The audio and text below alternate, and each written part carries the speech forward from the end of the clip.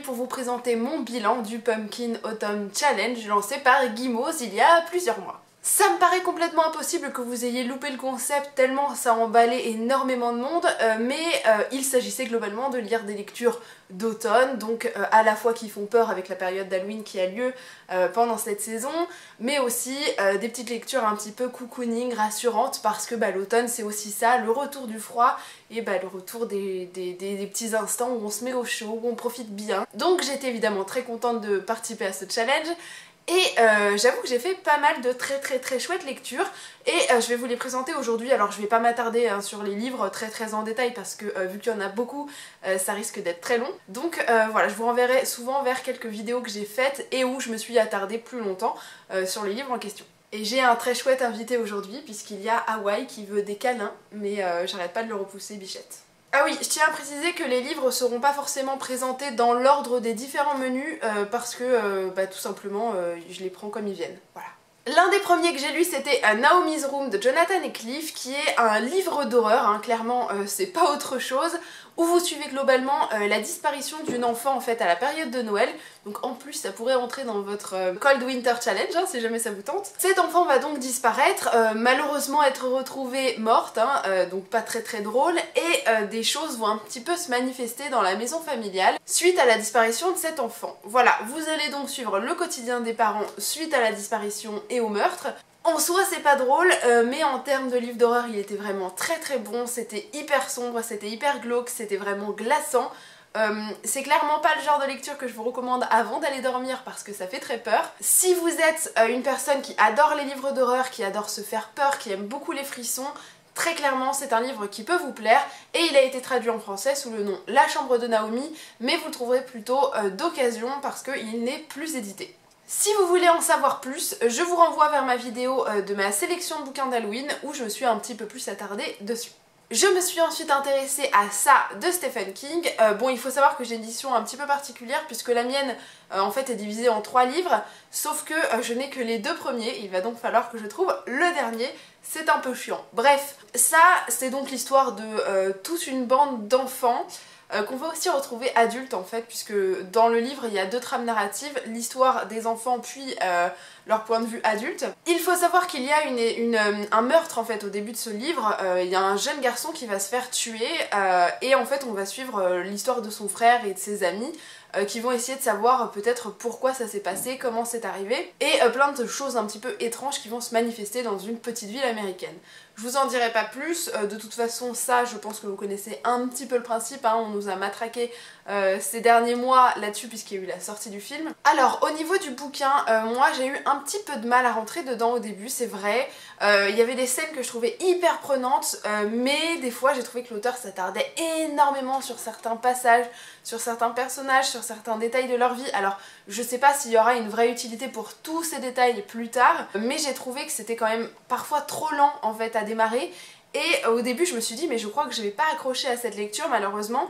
Et bon, finalement ça a fini par prendre, j'ai beaucoup aimé l'ambiance assez glaçante, j'aime aussi beaucoup les personnages et leur psychologie. Et j'ai finalement vraiment réussi à m'engager dans le bouquin malgré ces petits éléments qui m'avaient pas mal dérangé au début.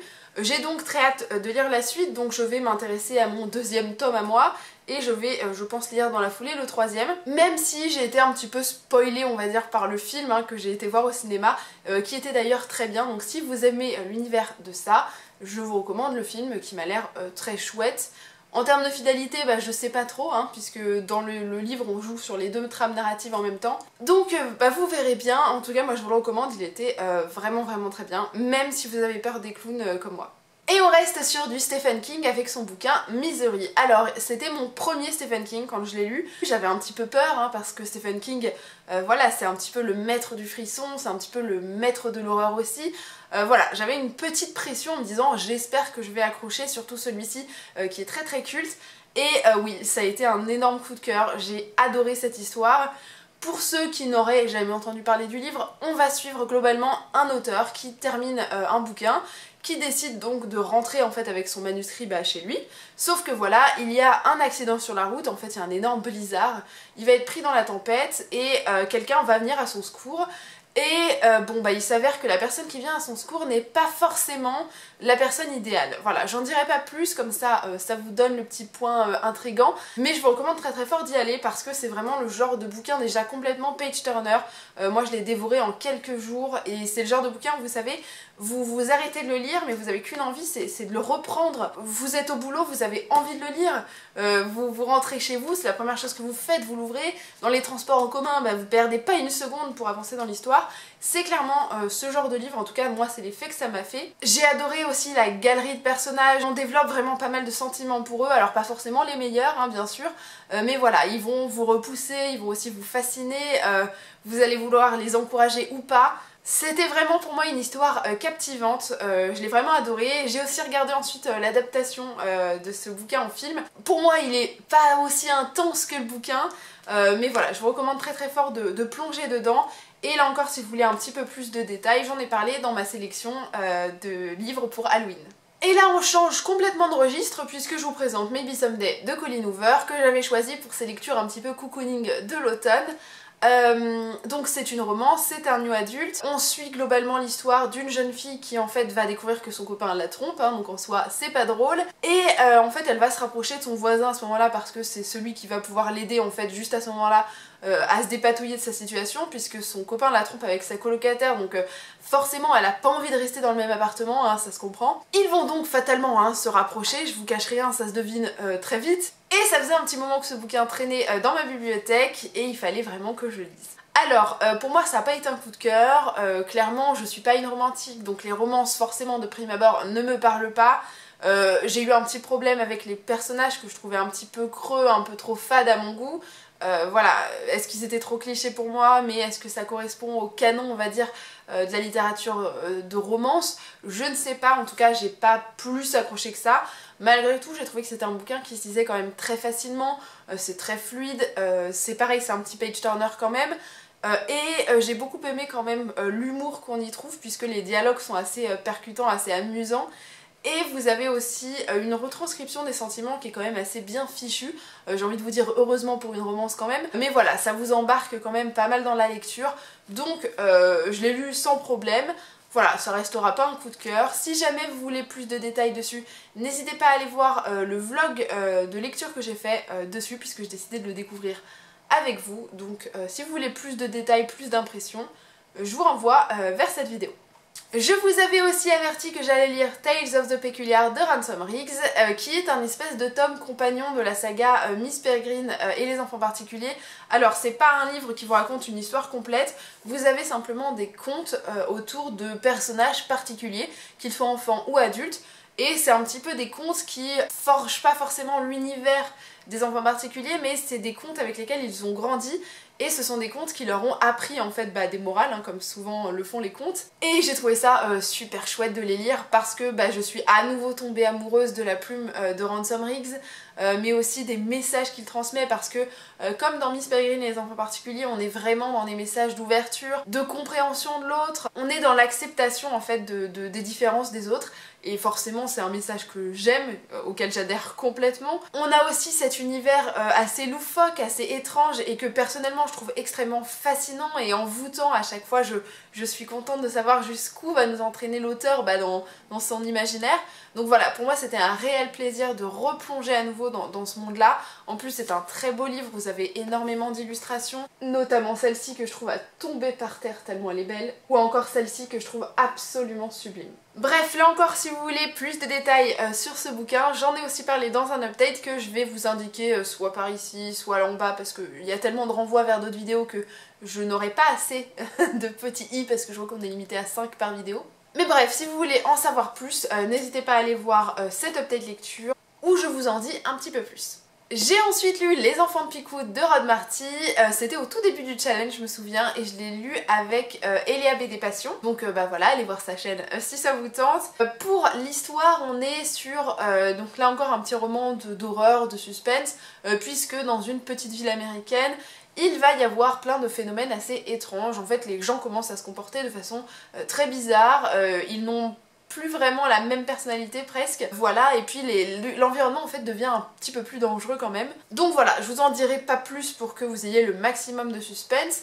Dans l'ensemble, c'est une lecture que j'ai appréciée, j'ai eu aucun problème avec. Ça, pareil, c'est le genre de bouquin qui se dévore très facilement. Vous avez plein d'éléments de suspense, vous vous posez plein de questions, donc vous avez envie de savoir ce qui va se passer. Ce que j'ai aussi beaucoup aimé, c'est que l'ambiance est assez sombre, elle est assez glauque. L'auteur n'épargne aucun personnage, que ça j'adore, hein, parce que c'est vrai qu'avoir des personnages principaux qui vont forcément s'en sortir, c'est un petit peu fatigant, hein. Même si on s'y attache, des fois on aimerait bien que l'auteur décide tout simplement de leur faire un petit peu de mal, hein, parce que ça surprend le lecteur. Et là, c'est ce que j'ai bien aimé, c'est que l'auteur n'hésitait pas en fait à bousculer un petit peu les codes, et ça c'était plutôt chouette. Malheureusement, j'ai été un petit peu déçue par la fin, donc du coup ça n'a pas été un coup de cœur, je pense à cause de ça, parce que pour moi ça partait très bien, et il y a eu ces petits détails un petit peu faciles pour moi qui m'ont gênée. Pareil, j'ai aussi fait un update lecture avec ce bouquin à l'intérieur, je donne plus de détails sur mon avis au sujet du bouquin, donc si ça vous tente, n'hésitez pas à aller le voir. On change là encore radicalement d'univers puisqu'on passe au Magicien d'Oz de Frank L. Baum. Alors, le Magicien d'Oz, c'est vraiment un classique de la littérature américaine.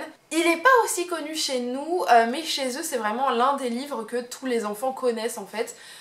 Donc j'étais très intriguée par ce bouquin, notamment pour ça, mais aussi pour la réécriture de Dorothy Must Die de Daniel Page, que j'adore, et qui est une réécriture du Magicien d'Oz, donc je m'étais dit que ce serait pas mal de le découvrir pour avoir un petit peu toutes les subtilités de l'univers que j'aime dans la réécriture. Si vous ne connaissez pas du tout l'univers du Magicien d'Oz, on suit l'histoire de Dorothy, qui est une petite fille qui va en fait être emportée par une tempête, elle et sa maison, et son chien d'ailleurs. Ils vont tous les trois, hein, si on peut dire ça, se retrouver au pays d'Oz, et leur objectif ça va être finalement de rentrer chez eux au Kansas, et ils vont vivre un petit peu toute une aventure pour réussir à parvenir à leur fin. C'est un conte que j'ai trouvé assez sympathique à découvrir, même s'il est un petit peu daté pour le coup, hein, il a été écrit en 1900 et ça se sent un petit peu quand même. Voilà, j'ai quand même bien apprécié ma lecture parce qu'il y a des personnages assez chouettes, il y a quand même de chouettes messages aussi d'ouverture et d'amitié qui sont transmis dans cette histoire, donc en soi c'est un très très bon message. J'ai aussi pu comprendre pas mal des subtilités qui sont exploitées dans Dorothy Must Die, ce qui m'a forcément beaucoup plu. C'est un petit conte qui est quand même assez facile à lire, notamment si vous voulez découvrir la lecture en anglais, je trouve que c'est du langage hyper accessible. Donc vraiment, je vous le recommande, ça peut être sympa de découvrir ces petits contes qu'on n'a pas l'habitude de connaître très très bien, en Europe on va dire. Et dernier livre que j'ai lu au cours de ce challenge, il s'agit de Nightfall de Jake Alburn et Peter Kujawski, hein, on va dire que c'est ça.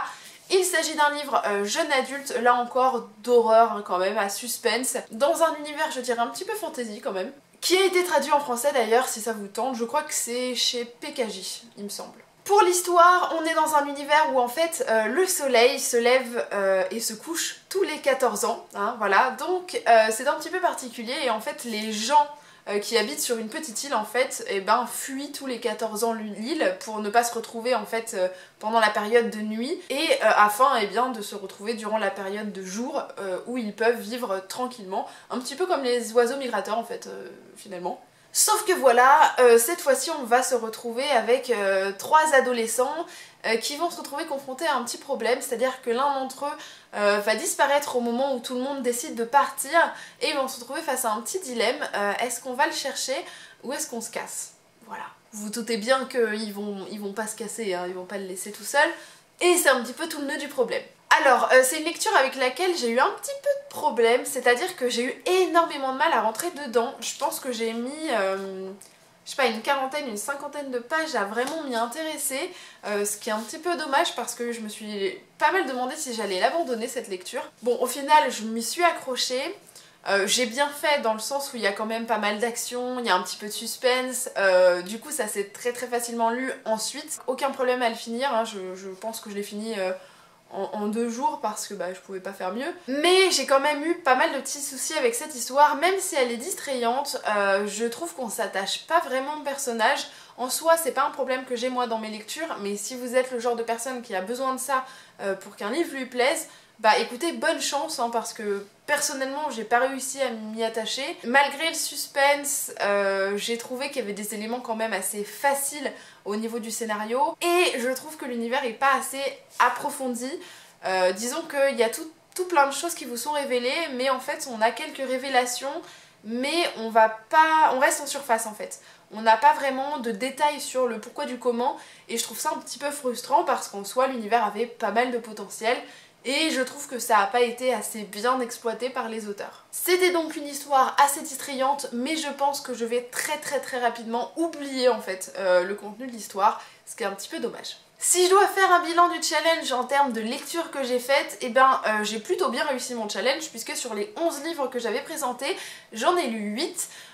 Donc il y en a 3 que j'ai pas réellement lus, donc je vais vite fait les rappeler.